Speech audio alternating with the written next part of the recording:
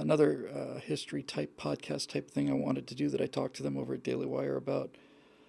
I didn't know what to call it. I thought about calling it Hell on Earth. I thought about calling it Worst Day Ever. But I wanted to do. I wanted to find 1 hour story each for the worst experience that humans have ever had. I want to talk about what it's like to have been a Roman legionnaire in the center of the circle at Cannae when Hannibal's got you surrounded and 80,000 people are killed by a sword at 60 a minute for 8 hours. That's not a good place to be.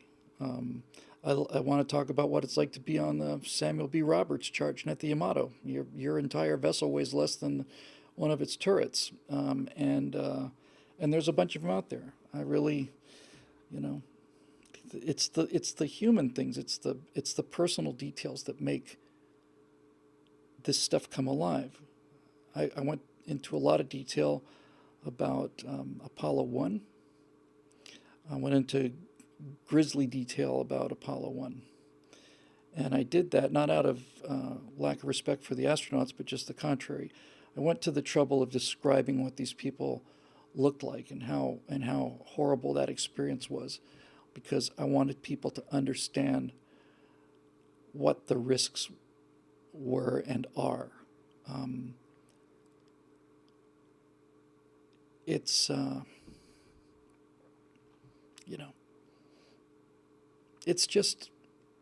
it just needs to be told. So the details on the Apollo 1 fire, I thought, brought the danger and the risk and the horror of it into focus and made it part of the story. And the one thing I'll never forget is a description.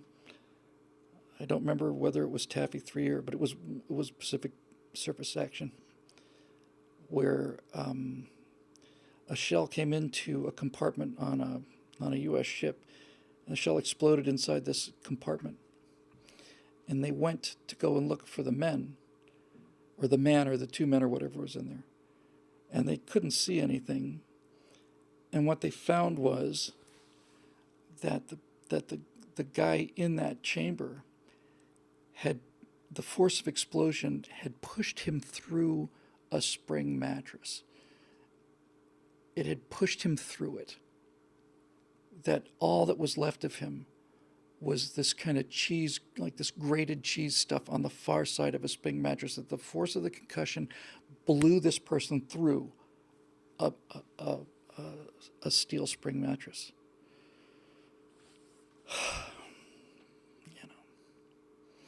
And the little details, they're just great. And I learned so much. I remember the little things like I knew about Leonov and his trouble getting back into Voskhod 1 after the spacewalk.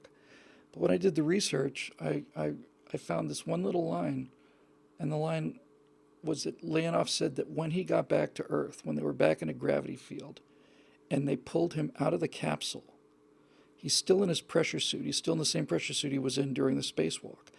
And when he's finally back in a gravity field and he stands up, he is in sweat up to his knees. He is his own personal sweat up to his knees inside this airtight, watertight suit. That kind of thing is what really makes these things happen. But anyway, the Part 4 releases tomorrow, and I'm exceedingly proud of it. Looking forward to moving on, with the next Stratosphere Lounge. All this stuff will be behind us. And I'm going to spend my beautiful wife is away in Montana, visiting friends. She's blown away by how beautiful it is. I told her she would love it. And she's had a lifelong dream to go to Yellowstone, which she will do on a little bit later in the week. So I am in bachelor mode here, and I am going to do these 2 thumbnails, and then I'm going to go home and I'm going to sleep for 3 days. And when I'm not sleeping, I'm going to play a lot of video games. That's what I'm going to do. And I heard earlier from Foghorn and known miscreant Chandran that they just went live with the newest version, which means that we don't have to reset everything for another 2-3 months, so we can actually go out there and have some fun.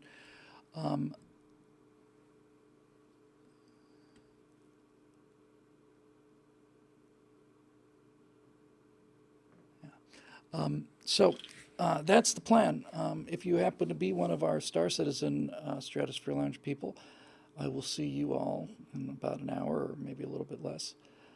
And if you're not, I'll see you next Thursday with, with a whole new, just this entire thing will be behind us then. And by all means, if it really is true that people would rather hear more personal stories and things like concerts, and I don't go to a lot of concerts at all, but if that kind of thing is really interesting to you, still find it quite amazing. But nevertheless, I generally just roll with the comments, the questions that I find. So if you want to keep adding personal questions in there, I usually take them if I see them. It's a nice break from politics all the time. So anyway, that will do it for this late edition of the Stratosphere Lounge.